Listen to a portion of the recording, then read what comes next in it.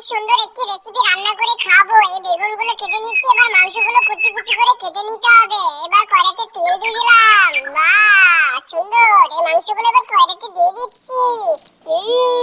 একটু নাড়াচাড়া করি। বাহ অনেক সুন্দর গন্ধ বের হচ্ছে তো। এবার একটু সরিষার তেল দিয়ে দিলাম। বাহ সেই একটা সুন্দর গন্ধ বের হচ্ছে। বন্ধুরা আমি নাড়াচাড়া করি, আর তোমরা যারা বাবাকে ভালোবাসো তারা এই ভিডিওতে একটি লাইক দিয়ে যেও এবং আমাদের পাশে থেকো। বন্ধুরা এই তো হয়ে গেছে। এবার এগুলো বাটিতে তুলে নি। এবার এই কড়ার ভেতরে বেগুনগুলো দিয়ে দিচ্ছি। বেগুনগুলো ভালোভাবে সিদ্ধ করে নিতে হবে। এবার এই বাটিতে থাকা মাংসগুলো দিয়ে দিলাম বেগুনের ভেতরে। একটু নাড়াচাড়া করি তো। একটু পানি দিয়ে দিলাম যাতে ঝোল ঝোল হয়। এই সুন্দর গন্ধ। ঢেকে দিলাম বন্ধুরা। বন্ধুরা খাবার রেডি। কি কি